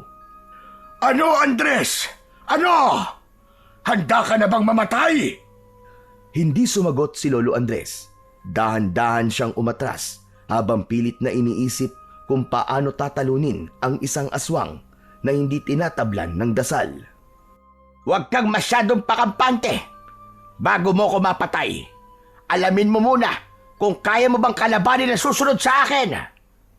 Mabilis na lumapit si Tandang Silva at humawak sa balikat ni Lolo Andres. Napakalamig ng kamay ng matanda. Tila hinigop nito ang kanyang lakas. Naramdaman ng albularyo ang paghina ng kanyang katawan. Ramdam niyang tila kinukuha ng mangkukulam ang kanyang sigla at hininga. Pero hindi siya bumigay. Ang hawak niyang langis, agad niyang isinaboy sa mukha ng kalaban niyang matanda. At sa isang iglap, isang malakas na sigaw ang bumalot sa buong paligid. Biglang lumayo si Tandang Silva. Ang kanyang balat ay nagsimulang masunog. Ang aswang ay mabilis siyang kinagat sa balikat. Naramdaman niya ang matatalim nitong mga pangil na bumaon sa kanyang laman. Nanghina siya at napaluhod sa lupa. Ngunit bago pa siya tuluyang manghina, naramdaman niyang lumayo ang aswang at lumapit kay Tandang Silva na noon ay namimilipit pa rin sa sakit.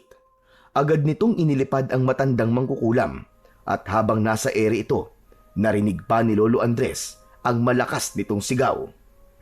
Babalik ako, Andres! Papatayin kita! Wawasakin ko kayong lahat! Sa isang iglap, naglaho si Tandang Silva sa dilim. Habol ang hininga. Tuluyang napahiga si Lolo Andres sa lupa. Ramdam niya ang hapdi ng sugat sa kanyang braso. Kailangan ko nang umuwi. Sa kabila ng sakit sa katawan at sa labis na panghihina, pinilit ng matanda na makatayo. Nanginginig ang kanyang katawan. Nanguha siya ng 2 piraso ng sanga at yun ang ginamit niyang tungkod. Marahan ang kanyang pagakbang pero determinado siyang makauwi. Ilang sandali ang lumipas. Sa wakas, narating na niya ang kanilang bahay. Mabilis siyang kumatok sa pinto. Gabriel! Gabriel po! Pagbuksan mo ko! Maya-maya pa, bumukas ang pinto at bumungad ang apo niyang si Gabriel. Kita ang gulat at takot sa kanyang muka. Lolo Andres! Lolo Andres, ano nangyari sa inyo? Hingal na hingal si Lolo Andres. Tumutulo ang pawis niya at may sugat siya sa balikat. Hindi siya sigurado kung may oras pa siya. Pero sinimulan niyang magbilin sa apo niya. Hinawakan niya sa balikat si Gabriel. Si Silva! Si Silva, Gabriel! Lumikha siya ng isang halimaw. Isang aswang na dungganon. Lo, wag na muna kayo magsalita. Tama na yan. Gamutin na muna natin ang sugat niyo.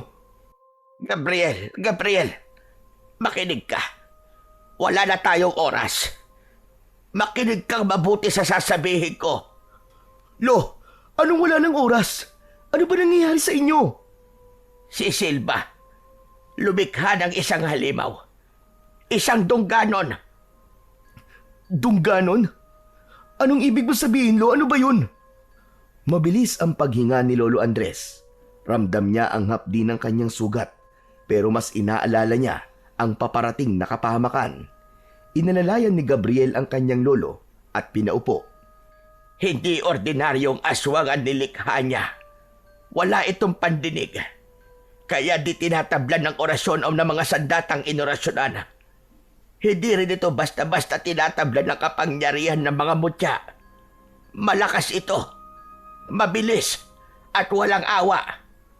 Lo, kung hindi tinatablan ng mutya at orasyon, paano natin lalabanan yon? Napalunok si Gabriel. Noon lang niya nakitang takot ang kanyang lolo at puno ng pag-aalala. Lo, sabihin niyo, ano pong gagawin natin? Paano natin matatalo yun? Makinig kang mabuti. Panahon na para ikaw ang magpatuloy sa tungkulin ng ating lahi. Hindi po. Ayoko, Lo. Hindi ko po alam kung paano. Wala po akong alam sa ganun. Teka, nasa na ba ang gamot? Ituro niyo na lang po sa akin kung paano po kita gagamutin. Nararamdaman ko, iyo. Unti-unti nang kumakalat ang lason sa katawan ko. Dulot ng kagat ng aswang na yon. Nangihina rin ako parang nauupos na kandila. Apo, malapit na akong mamatay. Napangiti si Lolo Andres kahit nangihina. Nanlaki ang mga mata ni Gabriel. Lo, huwag ka naman magsalita ng ganyan. Hindi kayo mamamatay. Dadalhin ko po kayo sa ospital. Hihingi po tayo ng tulong. Apo, sa palagay ko, wala nang lunas ang lasong ito. Napaluhod si Gabriel sa tabi ng kanyang lolo. Mahigpit na hinawakan ang kamay nito. Hanggang sa napaiyak na si Gabriel. Hindi, Lo. Hindi pwede. Hindi ko kaya mawala kayo, Lo. Kailangan ko kayo. Kailangan kayo ng taong bayan. Huminga ng malalim si Lolo Andres. Pilit na inipon ang natitirang lakas. Inabot niya ang muka ng apo at marahang pinisil ang pisngi nito. Hindi mo na ako kailangan. Ikaw na, Apo. Ikaw na. Ikaw na ang kailangan ng baryo natin. Iligtas mo ang lahat. Laban kay Silva. Umiling si Gabriel. Hindi matanggap ang sinasabi ng kanyang lolo. Lolo Andres, paano kung gagawin yun? Lalo pang lumabo ang paningin ni Lolo Andres, ngunit pilit niyang pinilit na tumingin ng direkta sa apo niya. Gabriel, nasa dugo mo ito. Nasa lahi natin. Hindi mo kailangan maging katulad ko. Kailangan mo lang maging handa. Buksan mo ang aklat. Basahin mo ang nilalaman. Hanapin mo ang sagot. At higit sa lahat, maniwala ka sa sarili mo. Natahimik si Gabriel. Sa labas naman, patuloy ang pag-alulong ng mga aso. Dahan-dahang bumitaw si Lolo Andres sa kamay ng kanyang apo at ipinikit na ang kanyang mga mata. Lolo, wag niyo akong iwan! Lolo!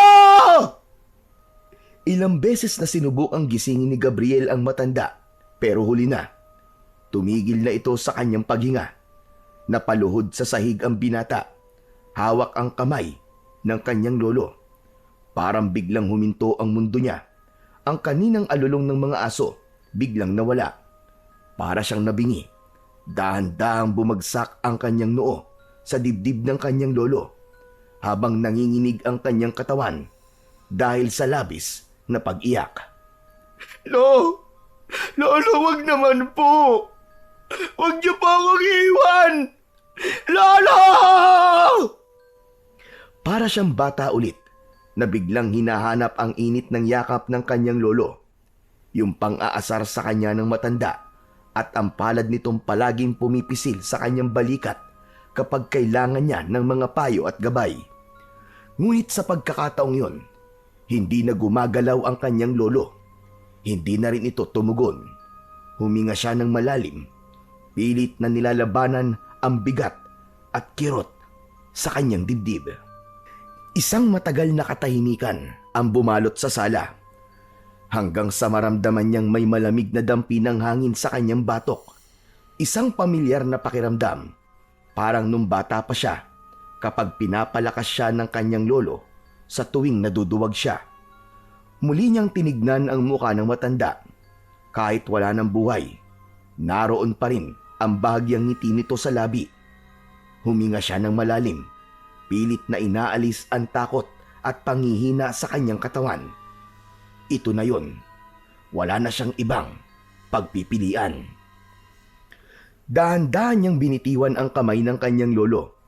Tumayo siya at pinahid ang kanyang luha. Ipinikit niya ang kanyang mga mata. Pilit na inaalala ang bawat salitang sinabi ng matanda bago ito pumanaw. Ang aklat.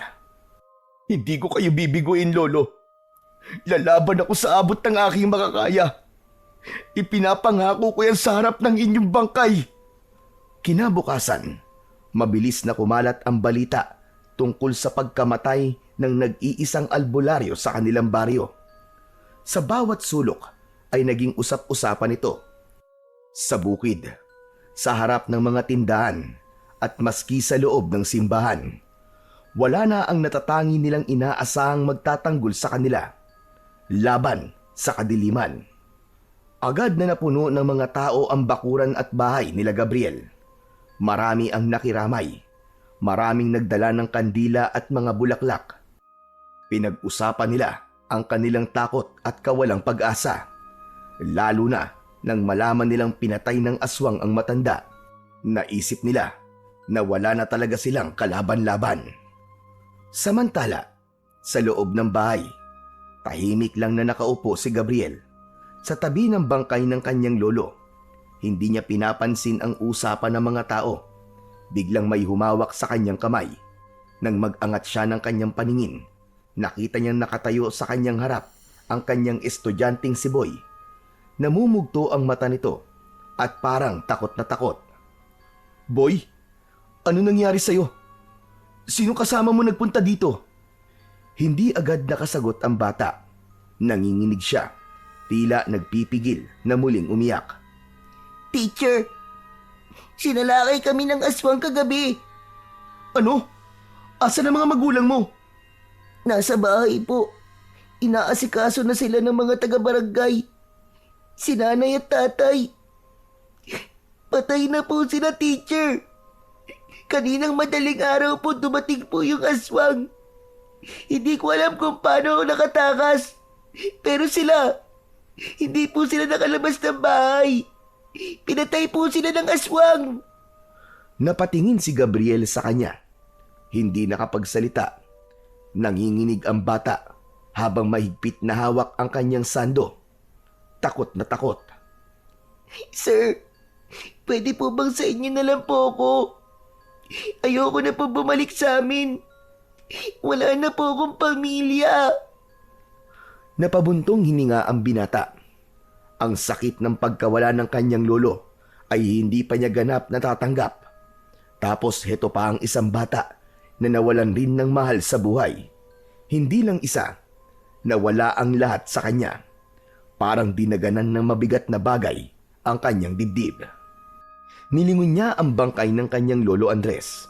Alam niyang kung buhay pa ang matanda, hindi nito papayagang magdusa sa takot at lungkot ang bata.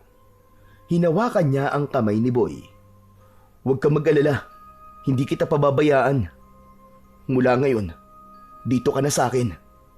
Pagsapit ng hapon, sabay na inilibing ang 3 bangkay na biniktima ng aswang. Si Lolo Andres at ang mga magulang ni Boy. Nang matapos maibaon sa lupa, nagsiuwian na ang mga tao. Naiwan si Gabriel at ang bata. Pareho sila na nakatulala sa bagong tabon na lupa.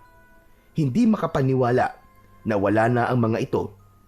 Parehas nilang hinihiling na sana panaginip lang ang lahat at isang masamang bangungot lang. Pero hindi. Totoo ang pangyayaring yon. Nakayuko ang binata. Yakap ang kanyang sarili. Wala ni isang luha ang pumapatak sa kanyang mga mata. Pumikit siya sandali at hinayaan ang hangin na dumampi sa kanyang muka. Sa oras na yon, alam niyang wala nang atrasan. Kailangan niya nang gawin ang iniwang misyon ng kanyang lolo. Sa kanyang isip, isang pangalan ang paulit-ulit niyang iniisip. Yun ay walang iba, kundi si Tandang Silba.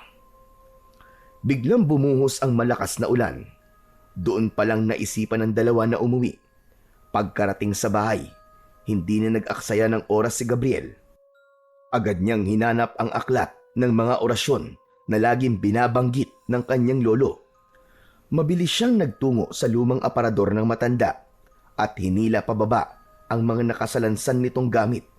Ang ilang lumang damit ay nagkalat sa sahig, pati na rin ang ilang kahon na puno ng mga alikabok. Nasaan ba yun? Nasaan ba ang aklat na yun? At ano bang itsura noon? Sir, may hinahanap po ba kayo? Oo, boy. Bago mamatay si Lolo, ibinili niyang hanapin ko ang libro ng mga orasyon niya. Ang sabi niya, doon daw makikita yung paraan kung paano mapapatay ang aswang. Tutulungan ko na po kayo maghanap, sir. Nagsimula silang maghalungkat sa mga kahon. Isa-isa nilang binuksan ito ni Boy. Samantalang si Gabriel naman ay nag-alis ng mga lumang tela at pinagpatong-patong na gamit sa isang lumang estante. Ang dami pong gamit ni Lolo. Saan kaya niya yun itinago? Hindi ko rin alam, Boy. Pero sigurado ako nandito lang yun. Nagpatuloy sila sa paghahanap at ilang saglit pa, napansin ni Gabriel ang isang maliit na kahon na nakasiksik sa ilalim ng lumang aparador. May kakaibang ukit ito sa kahoy at may tila lumang kandado na nakakabit. Boy, ilawan mo nga ito. Agad namang inilawan ni Boy gamit ang kanyang flashlight. Nang mailawan, doon nila mas nakita ang mga kakaibang marka ng kahon. May mga nakaukit na makalumang simbolo. Meron din itong isang bato sa gitna. Kunin mo, Boy, at buksan natin. Sir, sigurado ka bang safe yan? Baka naman may sumpayan. Walang masamang gamit ang lolo ko, Boy. Wala kang dapat na ikatakot. Mas nakakatakot pa nga yung aswang na pumapatay sa mga tao. Opo, tama po kayo. Dahan-dahang hinugot ni Boy ito sa ilalim, pero bigla rin niyang binitiwan. Oh, ba't mo binitiwan? Sir, may kuryente. Saka parang may gumalaw. Ano ka ba?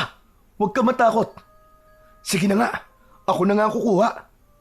Natawa si Gabriel nang makita ang pagtataka sa muka ng kasamang bata. Naalala din kasi niya yung oras na nakuryente ang lolo niya nung tinangka nitong kunin ang mutya mula sa puno. Naisip niyang baka tulad ng mutya ang libro ay namimili din ng taong dapat na magmay-ari nito. Nakuha niya ang kahon nang walang kahirap-hirap. Dahan-dahan niya itong binuksan. Nakuha niya mula sa loob ang isang lumang libro na nababalot ng makapal na alikabok. Ayos! Ito na yun, Boy! Ito na yun! Agad niyang pinagpag ang lumang libro at pinunasan ang alikabok sa pabalat. Doon, unti-unting lumitaw ang mga nakaukit na simbolo. Mga kakaibang letra at guhit na hindi nila maintindihan. Sa gitna ng takip, may isang malaking ukit ng araw na may mata sa gitna na parang nakatingin sa kanya mismo. May napansin din siyang maliit na uka sa mismong mata nito. Sir, ang kati sa ilong. Parang ilang dekada nang nakaimbak yung mga alikabok dyan ah. Tama ka, Boy. Matagal na itong tinago ni Lolo eh. Sir, naiintindihan niyo po ba yung mga nakasulat? Hindi. Hindi ko pa alam kung anong gagawin natin dito. Ang labo naman. Paano natin mapapatay ang aswang gamit ang libro na yan? Alam ko na. Siguro ng tao pa yung aswang, sir. Di siya marunong magbasa. Takot siya sa libro. Anin, sir? Tuturuan mo siya magbasa? Pambihira ka naman, Boy. Hindi naman siguro ganun. Ikaw talaga puro kakalokohan. Sige ka, maririnig ka ni Lolo. Mumultuin ka nun. Hala, wag naman po, sir. Takot po ako sa multo. Kaya wag kang maingay. O sige na, bubuksan na natin yung libro. Agad na binuksan niya ang libro, pero dahan-dahan lang dahil may ilang pahina na halos maluray na sa kalumaan. Ang tinta ng ilan ay halos namumuti na rin. Nagkatinginan ang dalawa. Napakamot sa ulo si Boy. Naku, ba't ganyan na nakasulat dyan, sir? Alam mo bang basahin yan? Masyadong makaluma, Boy. At kakaiba ang pagkakasulat nito. Pero sabi ni Lolo, nasa librong ito ang lahat ng sagot sa mga tanong. Nagpatuloy siya sa pagbuklat ng bawat pahina. May isang nakasulat sa matandang wikang Latin na may nakaguhit na larawan pero may nakitang kakaiba si Gabriel. Boy, tignan mo to. Parang kapareho ng mutya ko. Agad niyang inilabas ang mutya ng buntot ng kidlat na nakuha niya sa bukid at ipinakita yon sa kasama niyang bata. Oo nga no. Ibig sabihin, sir, may koneksyon ng mutya niyo sa aklat. Sa sandaling inilapit niya ito sa pahina ng libro, biglang kumislap ang mutya. Isang bughaw na liwanag ang gumapang sa kanyang kamay, papunta sa pahina. Sir, ano yan? Bakit ganyan, sir? Alam ko na, boy. Ang mutya ang susi para mabasa natin ang libro. Grabe! Ang astig, sir! Tulad ng nasa larawan, marahan niyang inilagay ang mutya sa uka na matatagpuan sa gitna ng mata ng araw. Sa sandaling lumapat ang mutya, isang nakakasilaw na liwanag ang lumabas mula rito. At ang simbolo sa pahina ay nagsimulang magbago. Unti-unting bumuo ito ng mas malinaw na mga titik. Sir, parang may buhay ang libro mo ah. Lahat naman ng libro may buhay eh. Di ba nga, lagi kong sinasabi sa inyo na ang bawat aklat kaya kayong dalhin sa kahit saan nyo gusto.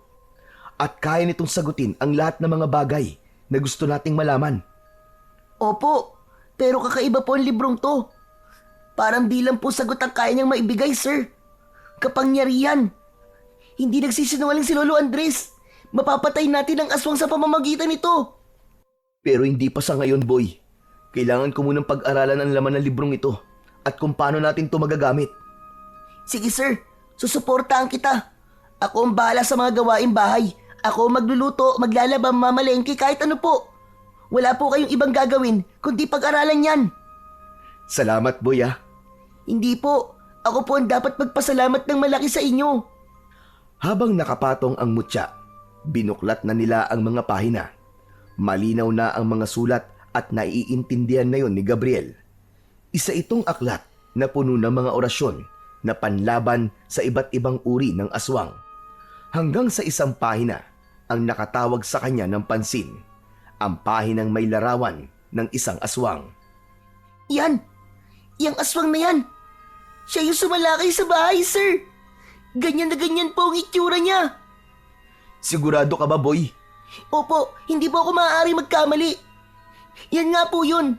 May malalaki siyang pakpak, tapos ang pangit po ng mukha niya, nakakatakot. Parang naaagnas po na bangkay. Tapos, may mahahaba at matigas po siyang dila. Tama nga ang hinala ni Lolo. Dito makikita ang paraan para tapusin ang lagim sa baryong ito. Habang sinusuri ang aklat, may isang orasyon ang agad na umagaw ng kanyang pansin.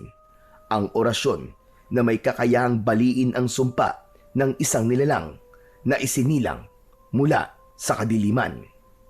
Ang kapangyarihan ng orasyon ay lalong titindi kung magagamit ang mutya ng buntot ng kidlat bilang gabay. Orasyon? Mutya?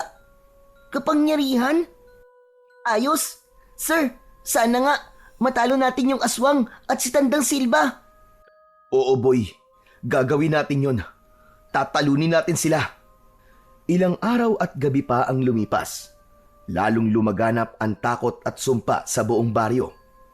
Mas naging agresibo ang aswang sa tuwing sumasapit ang gabi. Wala itong takot. Hindi naging epektibo ang mga pangontra tulad ng mga bawang. Hindi rin ito tinatablan ng mga karaniwang sandata. Marami ng tao ang namatay at nasugatan. Wala na rin takot si Tandang Silva na magpakita sa mga tao kapag naglalakad ito sa kalsada. Agad na nagtatago ang mga tao. Nagsasara ng kanilang mga bintana at pinto at di na lumalabas ng kanilang mga bahay. Isa-isa, unti-unting inuubos ng halimaw ang mga residente. Gusto na ni Gabriel na lumaban. Gusto niyang protektahan ang mga tao. Pero alam niyang hindi pa sapat ang kanyang tapang at kaalaman. Nagsikap siya. Inaral ang bawat detalye. Nagplano ng estratehiya para matapatan ang mga kalaban. Pinag-aralan niyang mabuti ang orasyon sa aklat. Isang gabi, isang nakapaninindig balahibong sigaw ang narinig nila mula sa kanilang kapitbahay. Nagkatinginan sina Gabriel at Boy. Boy, dito ka lang ah. Huwag kang aalis dito kahit anong mangyari. Sir, sasamahan kita. Tutulungan kitang kalabanin yung aswang. Hindi, boy. Huwag. Masyado ka pang bata. Hindi mo kakayanin. Makinig ka na lang sa akin, boy. Huwag kang lalabas dito kahit na anong mangyari. Nagkakaintindihan ba tayo? Tumango na lang si Boy bilang tugon. Hindi na nag-aksaya ng oras si Gabriel. Agad siyang lumabas at pinuntahan ang pinagmumulan ng sigaw. Dala niya ang kanyang mutya at ang mga kaalamang natutunan niya mula sa libro. Pagdating sa bahay ni Mang Isko, nakita niya ang wasak na pinto. Nagkalat ang mga gamit sa loob at sa isang sulok, naroon ang aswang. Kagat-kagat nito ang wala ng buhay na matanda.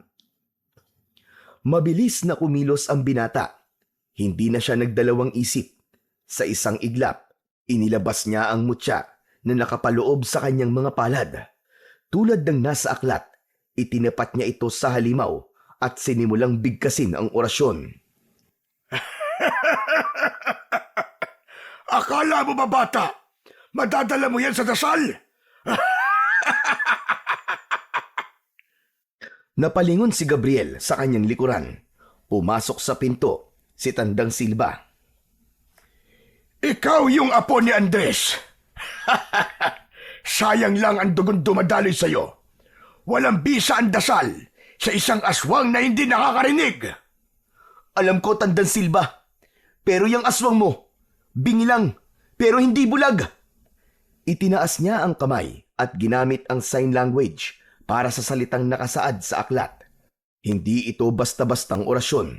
Ito'y isang sinaunang paraan ng pagpapasa ng kapangyarihan gamit ang kilos at galaw ng katawan. Anong kalokohan ito? Anong ginagawa mo? Hindi makapaniwala ang matanda sa kanyang nakita. Sa bawat galaw ng kamay ni Gabriel, hindi lang mga letra ang nabuo. May isang nakakasilaw na guhit ng liwanag din ang unti-unting nagkaroon ng hugis sa hangin. Isang matalim at maliwanag na kidlat. Nagsimulang umatras ang aswang. Naramdaman nito ang malakas na kapangyarihan ng binata. Kahit hindi nito marinig ang dasal, nakita naman niya ang nakakasilaw na liwanag. Hindi! Hindi maaaring mangyari ito! Hindi maaari! Isang malakas na kidlat ang tumama sa mismong bahay ni Mang Isko.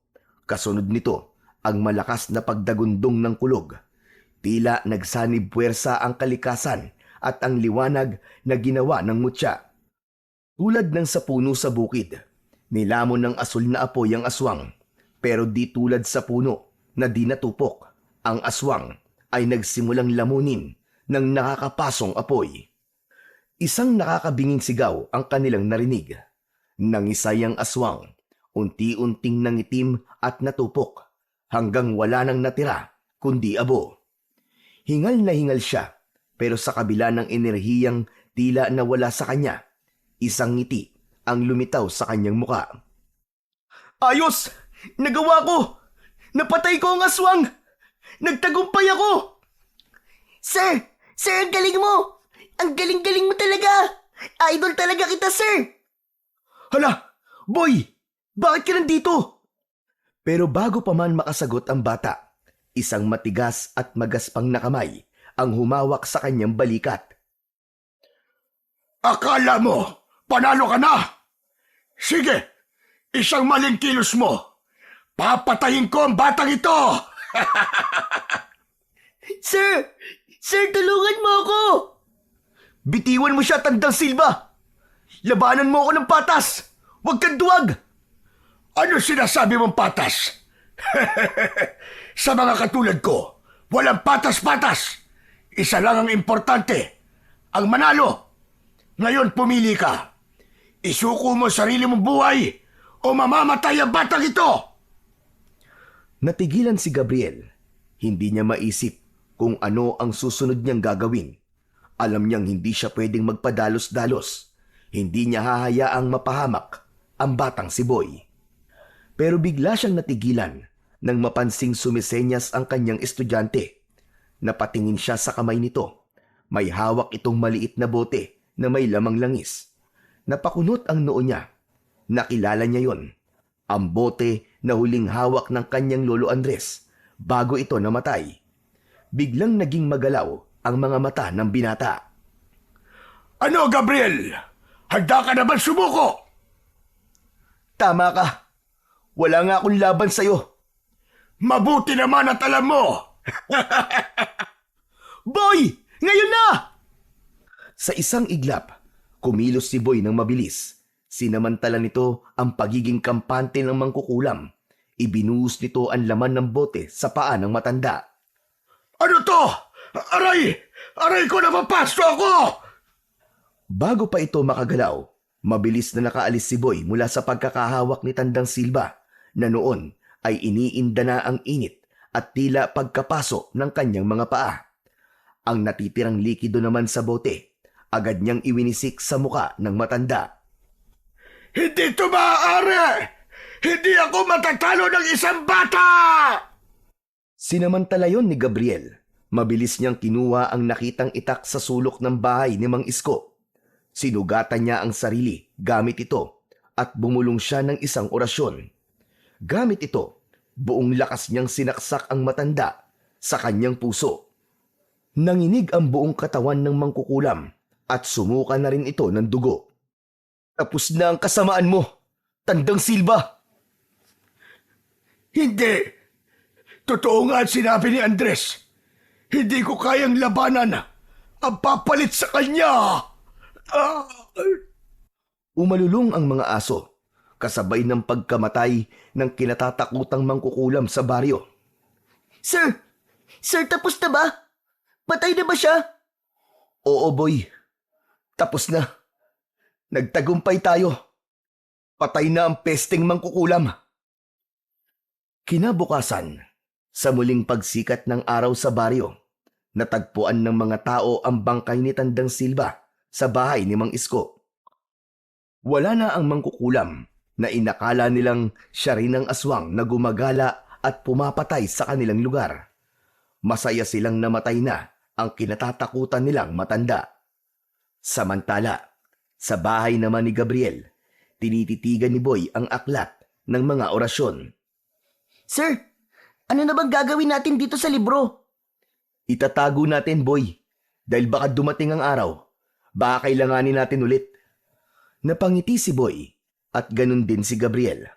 Sa wakas, matatahimik na ang kanilang baryo. Ngunit higit pa sa tagumpay nilang ito, ang pinakamahalagang bagay na kanilang nagawa ay ang pagkamit ng hustisya para sa mga mahal nila sa buhay. At isang pangako ang sinabi ni Gabriel bago nito itinago ang libro. Ngayong alam na niya ang sikreto ng libro, handa na siyang lumaban anumang oras na dumating ang mga kampon ng kadiliman. Ipinagpatuloy niya ang nasimulan ng kanyang lolo bilang isang mahusay na albularyo at manunugis ng aswang. Yun ang gusto ng kanyang lolo para sa kanya. Pero habang wala pa ang mga alagad ng kasamaan, ay pinagpapatuloy niya ang kanyang pagtuturo bilang isang guro. Sa kabila nito, palagi siyang alerto, nakabantay kung sakaling may mga mata na nakabantay at naghihintay ng tamang pagkakataon na umatake at magasik ng lagim sa kanilang baryo. Nangako siya sa kanyang sarili at sa pangalan ng kanyang lolo na habang siya ay